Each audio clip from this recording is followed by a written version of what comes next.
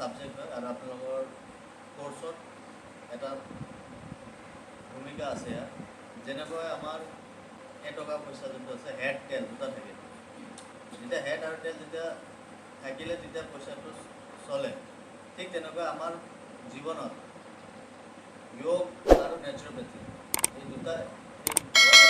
পিপিঠি আৰু পিপিঠি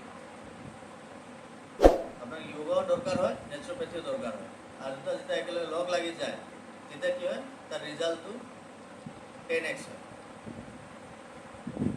আমি এইখিনি ফলো কৰি আছোঁ নাজানাকৈ যদি আপুনি জানি পেলাই যেতিয়া কৰে তাৰ লাভালাভটো আৰু বেছিকৈ পাব সহজ ভাষাত ক'লে যে আমি ৰাতিপুৱা শুই উঠি পেলাই পানী খাব লাগে বা ৰাতিপুৱা উঠি পেলাই আমি গা পা ধুব লাগে এইটো এটা প্ৰক্ৰিয়া আছে বা প্ৰচেছ আছে আমাৰ বডিটো সুস্থ ৰখাৰ কাৰণে এইটো এটা ওৱান কাইণ্ড অফ নেচাৰৰ পৰা আমি যোনটো পাইছোঁ আমি ডে টু ডে লাইফত এপ্লাই কৰি আছোঁ কিন্তু তাৰ অৰিজিন কি হয় তাৰ হিষ্ট্ৰী কি হয় আৰু আমাৰ কাৰণে কেনেকৈ হেল্পফুল হয় এইটো আমি নাজানো আমি দেখা পাইছোঁ যে বস্তু আমি কৰি কৰি আহি আছোঁ তো বিশেষকৈ নেচাৰোপেথি বুলি ক'লে আমি কি বুজোঁ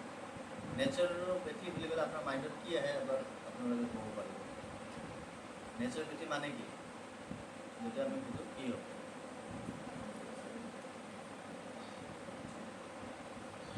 নেচাৰ নামটো শুনিছে প্ৰকৃতি পেথি মানে দুটা শব্দ যোগ আছে নেচাৰ প্লাছ পেথি কি বুজি পায় জাষ্ট মানে মাইণ্ডত যি আছে সেইখিনি ক'লে হ'ল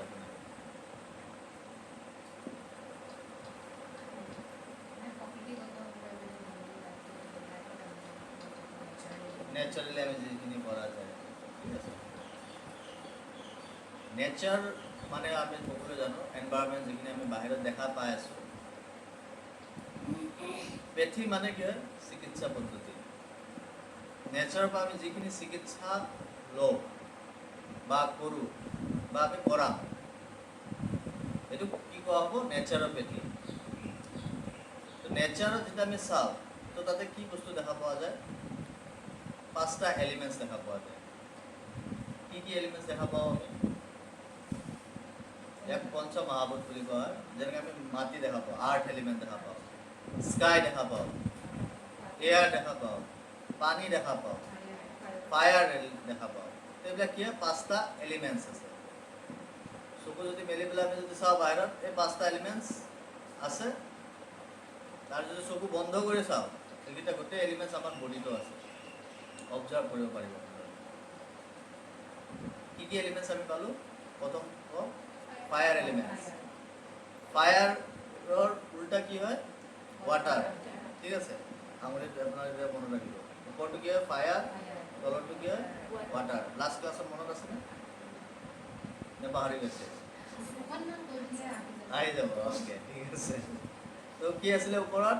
ফায়াৰ এলিমেণ্টছ ফায়াৰৰ উল্টা কি হয় ৱাটাৰ এলিমেণ্টছ ৱাটাৰ ক'ত পাওঁ আমি আৰ্থ এলিমেণ্টছ আৰ্থৰ উল্টা কি আছে ওপৰত স্কাই বা ইথাৰ বা স্পেচ আমি কওঁ ঠিক আছে তাৰপিছত এয়াৰ এলিমেণ্টছ এই 5টা এলিমেণ্টছ আমাৰ শৰীৰ ভিতৰতো আছে লাষ্ট ক্লাছত আমি ডিছকাছ কৰিছিলোঁ এই 5টা এলিমেণ্টছৰ ইমবেলেঞ্চ হ'লে কি সমস্যা হ'ব পাৰে আৰু তাক আমি ঠিক কৰিবৰ কাৰণে কি কৰিব পাৰোঁ এই নেচাৰৰ পৰা সহায় ল'ব পাৰোঁ আমি নেচাৰ 3টা পাইছিলোঁ না বাত পিত্ত কফ মনত আছে আয়ুৰ্বেদৰ মতে আমাৰ মানৱ শৰীৰৰ চবৰে এটা প্ৰকৃতি আছে বাত পিত্ত কফ যেনেকৈ আমাৰ ফিংগাৰ প্ৰিণ্টছ আছে কাৰো লগত একেলগে সমান নহয় ঠিক তেনেকৈ আমাৰ পাৰ্চনেলিটি বা নেচাৰ বা টাইপ যদি কওঁ আপোনাৰ টাইপ তেখেতৰ লগত নিমিলে তেখেতৰ টাইপ আপোনাৰ লগত নিমিলে কিছুমান কমন হ'ব পাৰে ঠিক আছে কিছুমানে ক্ৰিকেট খেলি ভাল পায় মই ক্ৰিকেট খেলি ভাল পাওঁ পাৰোঁ কিছুমান যোগ কৰি ভাল পায় মই যোগ কৰি ভাল পাৰোঁ কিন্তু ই আৰু মই এক চেম নহয় তাৰ নেচাৰটো বেলেগ মোৰ নেচাৰটো বেলেগ ৰাইট তো আমাৰ শৰীৰত 3টা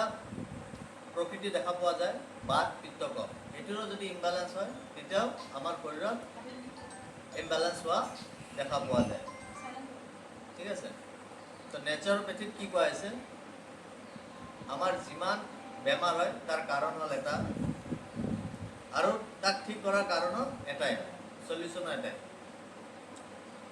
তো এইটো আমাৰ যোনটো প্ৰিন্সিপাল হয়, আৰু বহুত প্ৰিন্সিপাল আছে নেচাৰোপেথিত, এটা এটাকৈ আমি শিকি যাই থাকিম। তো বিশেষকৈ আমি যদি এটা এটা এলিমেণ্টছ ৱাইজ যদি আমি চাওঁ, এই এলিমেণ্টছৰ ক্ষমতাসমূহ বা তাৰ প্ৰপাৰ্টিজ, সহজ ভাষাত ক'লে প্ৰপাৰ্টিজ বা ফিচাৰ্ছ বুলি কওঁ। ঠিক আছে, পানী বটলৰ কাম কি হয়, তাতে পানী ষ্ট'ৰ কৰি ৰাখিব পাৰোঁ, টাইমত খাব পাৰোঁ, তাক ঠাণ্ডা গৰম কৰিবৰ কাৰণে আমি ফ্ৰিজত ৰাখিব পাৰোঁ। তো এই বস্তুটো কি এটা প্ৰপাৰ্টিজ হয়, ৰাইট। ঠিক তেনেকুৱা আমাৰো প্ৰপাৰ্টিজ আছে বডিত, ডাইজেষ্টিভ চিষ্টেম আছে, তাৰপিছত বেলেগ বেলেগ অৰ্গেন আছে, তাত নিজৰ নিজৰ কামবিলাক সিহঁতে নিজে নিজে কৰি থাকে। আমি পাইছোঁ ন এনাটমি আৰু ফিজিঅ'লজি। এনাটমি কি আমাৰ ষ্ট্ৰাকচাৰ্ছ, ফিজিঅ'লজি তাৰ কাম বা ফাংচনছ। ঠিক তেনেকৈ আমাৰ নেচাৰৰো এটা এটা কাম আছে, আৰু সেই বস্তুটো আমাৰ ইকুৱেল হ'ব লাগিব, তেতিয়া আমাৰ বডিটো ইকুৱেলিটিৰে হৈ থাকিব। যদি বডি আমাৰ গৰম বেছি হৈ যায় তেতিয়াও কি হয়, বেমাৰ হ'ব। যদি গৰম কম হয় তেতিয়াও আমাৰ বডিত বেমাৰ হোৱা বা বাধা আহে। ঠিক আছে, তাক আমি কি কৰিব লাগিব, ৰেগুলেট কৰিব লাগিব। আপোনাৰ গেছ জ্বলালে তাতে ৰেগুলেটৰ এটা থাকে, দেখিছেনে? ফেন চলাব তাতে এটা ৰেগুলেটৰ থাকে, স্পীড কম কৰিব পাৰোঁ। যিমান পৰিমাণ লাগে সিমান আমি ল'ব লাগে, যিমান পৰিমাণ নালাগে তাক আমি কমাই দিওঁ। ঠিক তেনেকৈ আমাৰ বডিতো কিছুমান ৰেগুলেশ্যন থাকে বা ৰেগুলেটৰ থাকে, কিছুমান পইণ্টছসমূহ আছে, সেই পইণ্টছসমূহক আমি ৰেগুলেট কৰিব পাৰোঁ বা বেলেঞ্চ কৰি ৰাখিবৰ কাৰণে সহায় কৰে। তো তাতে বিভিন্ন ধৰণৰ চিকিৎসা পদ্ধতি আছে। ইয়াক কি কোৱা হয়, অল্টাৰনেটিভ থেৰাপিজ। অল্টাৰনেটিভ মানে কি, ইয়াৰ বাহিৰে, এতিয়া কাৰ বাহিৰে আমি কথা পাতিম, এলোপেথি। এলোপেথি এটা চিকিৎসা পদ্ধতি আছে, নেচাৰোপেথি এটা চিকিৎসা পদ্ধতি, যোগা থেৰাপি এটা চিকিৎসা পদ্ধতি,